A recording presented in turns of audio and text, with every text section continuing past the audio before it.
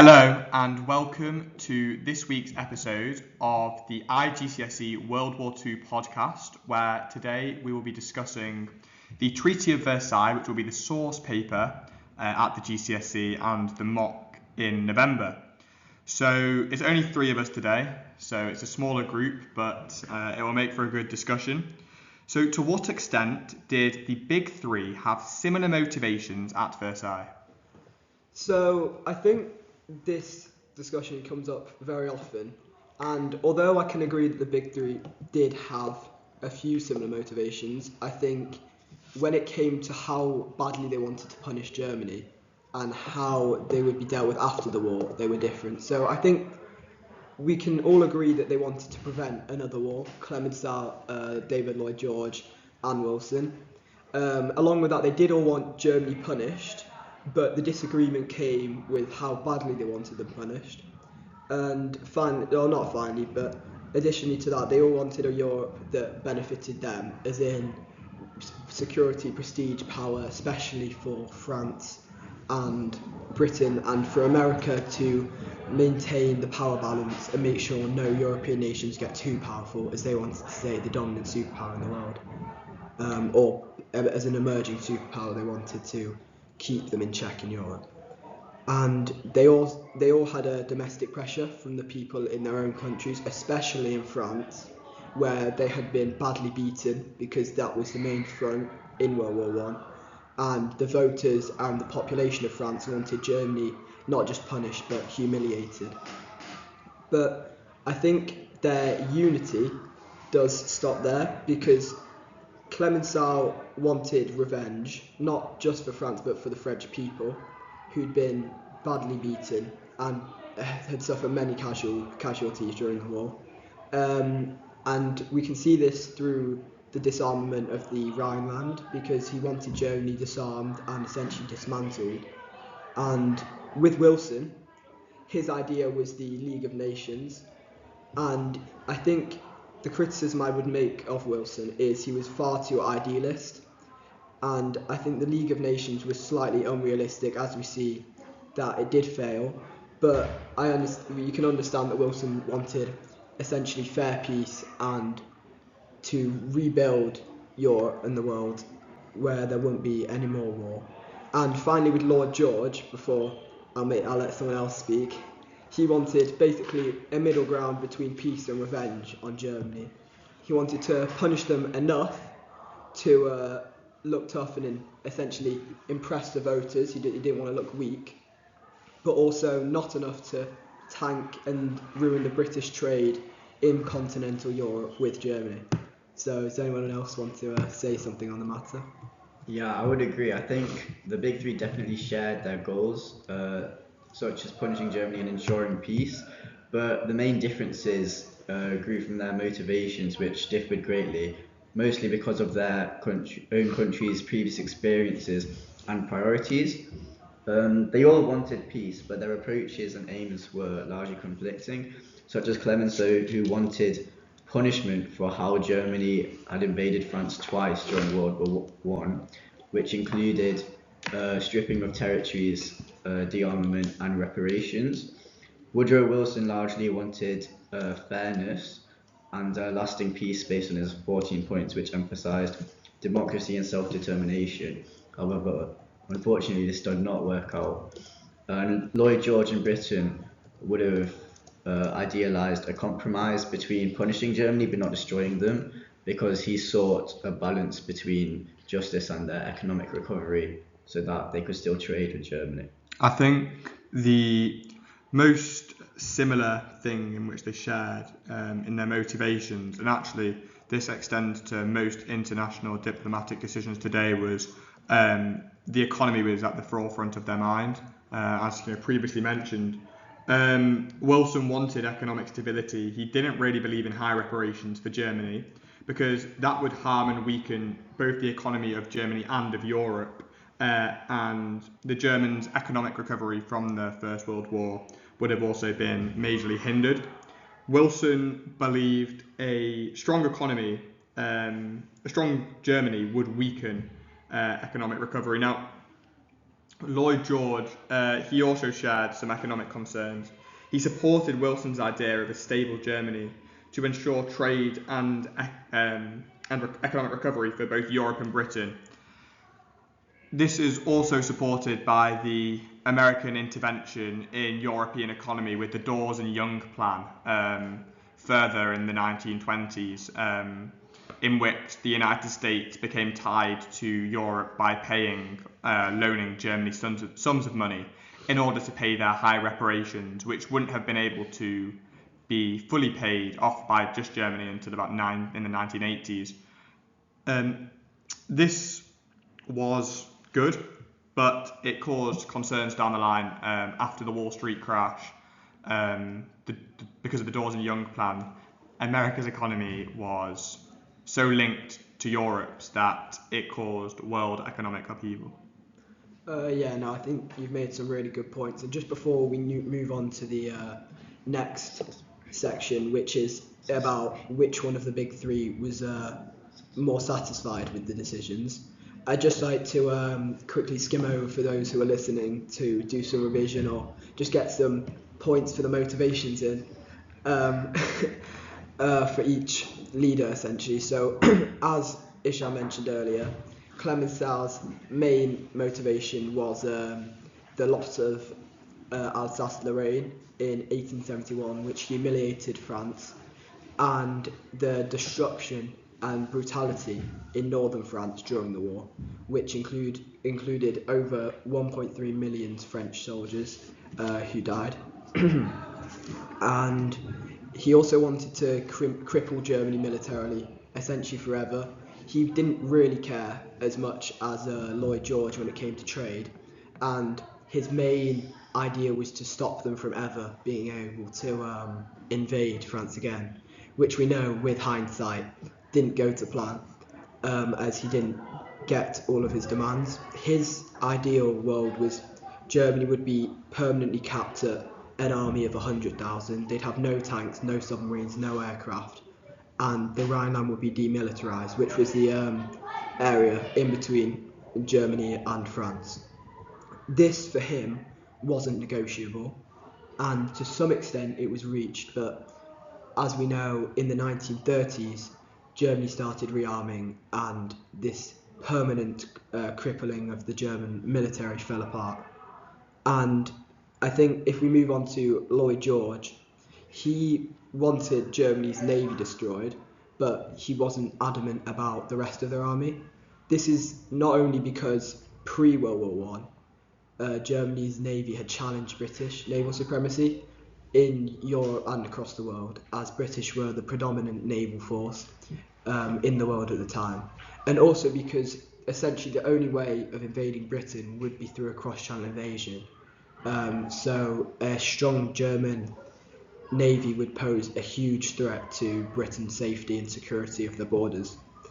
And in a positive way, they didn't want to punish them harshly because Germany was one of Britain's largest trading partners before World War I, and their biggest trading partner in Europe. If Germany's economy collapsed, Britain would lose huge import and export markets. So Lloyd George blocked the French attempts to break up Germany as proposed by Clemenceau. And I think just skimming over some of the other things, because we don't have much time on this point, I'd just like to quickly go over Wilson's motivations. So his main thing was his 13 points into spread self-determination. 14 points. Firstly, he wanted Poland to become a new state on the map again, as it had been dissolved essentially a couple hundred years earlier by Prussia and I believe Russia. He also wanted Czechoslovakia to be created, Yugoslavia forming, and Austria-Hungary breaking apart into Austria and Hungary. This was to prevent future conflicts in Europe by respecting national identities, as in places like Austria-Hungary, it was quite a split between the Austrian identity and the Hungarian identity. So he believed this would create peace and prosperity in Europe. Yes, so all those motivations are great, and let's going to move on to the next questions, and we're actually going to merge. We have 4 questions to start off with, but we're going to merge the second and third because they are very similar. So, which of the big 3 was most satisfied with the decision made at Versailles, and to what extent did they get what they wanted? We'll answer this relatively quickly in order to move on to our final question. I would say that overall, none of the big 3 got everything they wanted, as the treaty was typically a compromise that left everyone somewhat unhappy. For example, Clemenceau and Lloyd George both were moderately satisfied, as Clemenceau got what he wanted in terms of Alsace-Lorraine being returned, the reparations and the military limits, but he still felt that the treaty wasn't harsh enough, as France believed that Germany should have been fully broken up. With Lloyd George, he could tell that he was able to tell the British public that he had punished Germany, but secretly he feared that the treaty was too harsh and would cause future instability. But Wilson was the least satisfied because most of his 14 points were actually ignored, and the USA refused to join the League of Nations since they thought that the treaty was too punitive. I think me and Sam will expand on the points regarding Lloyd George and Wilson. I'll start with Lloyd George, then we'll move on to Wilson. I think he benefited the most, in my opinion, David Lloyd George in Britain, because he got his priority of Germany's navy being destroyed. They had no submarines, only 6 battle cruisers, no air force, and that left the navy essentially tiny, with 0 threat of a cross-channel invasion or a threat to British naval supremacy, which was exactly what Lloyd George wanted going into the Treaty of Versailles. He also managed to gain German colonies without having to invade in places like Africa, which included Cameroon, and in the Pacific, which included like New Guinea and some others. This was perfect for Britain because, as you know, at the time they were a very imperialistic country and empire, so it gave them more land and essentially 0 bad PR from the rest of the world. And finally, Germany was punished enough to satisfy British voters, because Lloyd George's election slogan in 1918 was "Make Germany Pay," and he went into the election all big on his ideas about making Germany suffer and pay, but while also keeping the British economy and trade afloat. So he needed a harsh treaty, enough to keep the public happy, which he did by demanding war guilt reparations, certain land losses and military limits. So Lloyd George, in my opinion, could go back from the treaty, claiming that he delivered justice to Germany, put Britain in a better position, and did what he promised he would do in his election campaign. Yeah, so I think I'd just want to briefly expand on kind of Wilson's the extent to which Wilson got what he wanted from the treaty. But I'll be very brief in order to move on to the final question. So Wilson went in with his motivations of trying to have lasting peace. He was an idealist and wanted to prevent future wars by creating a fair treaty. The treaty was harsh in pretty much all respects. The one that Germany liked the least being the war guilt clause and the economic clauses. Wilson also advocated for the creation of the League of Nations. However, when he went back to America, the Senate and the American people didn't really agree with this. They were more of an isolationist state, so they didn't really want to be getting involved in world affairs. So in that respect, he didn't get what he wanted. He majorly clashed with Clemenceau and Lloyd George over reparations and punishment. Clemenceau and Lloyd George were more closely linked in terms of the things that they wanted to get out of the treaty. So Wilson was almost acting as an outsider, someone on the outer circle. And eventually he had to compromise on many of his ideals to secure the creation of the League of Nations, which he was not even a part of. I think this is really going to bring us on to our final question in terms of we're speaking about the treaty's terms, which was how significant were the economic and social impact of the treaty? And I think, it's all right, I'd like to start us off. So I think there were major political impacts which were caused by the treaty. And this is, of course, the impact on Germany, really, that we're looking at. So the first impact, political impact, which I'd like to speak about, is the Spartacist revolt. So this was a political revolt which happened in Germany after the treaty was created. There was also another revolt, the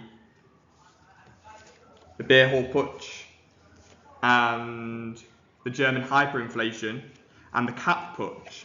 So the cap putsch was in the crushing of the communists. The Freikorps had saved the government, but the Treaty of Versailles meant the reduction of the army, so disbandment of the Freikorps.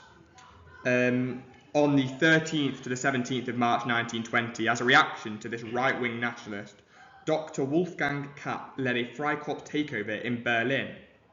The regular army refused to attack the Freikorps, and Kapp defeated when workers in Berlin went on strike and refused to cooperate with him. But as well as there being mass political revolts, there was also huge economic impacts for Germany. I think, like you mentioned, the reparations drove Germany into an economic disaster. Firstly, like you mentioned before, they couldn't actually pay off this war debt until 1980, a whole 60 years after the treaty had been implemented. The reparations were set at 132 billion gold marks, which is an insane amount for a broken economy after a war. This led Germany to default their economy almost immediately and led to hyperinflation just 4 years after the treaty in 1923. Just some examples of this.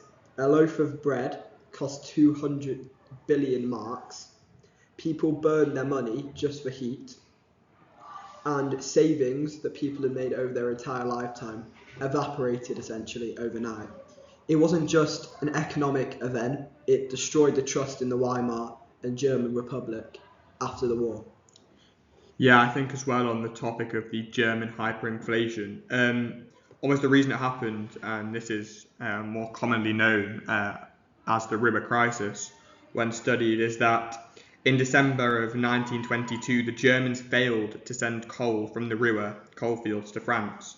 So in retaliation, the French sent troops to the coalfields in January 1923 to confiscate raw materials, manufactured goods, and industrial machinery. Now, the government, they urged passive resistance, meaning workers to go on strike. However, the French arrested those who obstructed them. Now, this disruption increased Germany's debts, they increased unemployment, they worsened the shortage of goods, which in turn resulted in the hyperinflation as the government responded to a lack of tax revenue by simply printing more money, which we know causes mass inflation.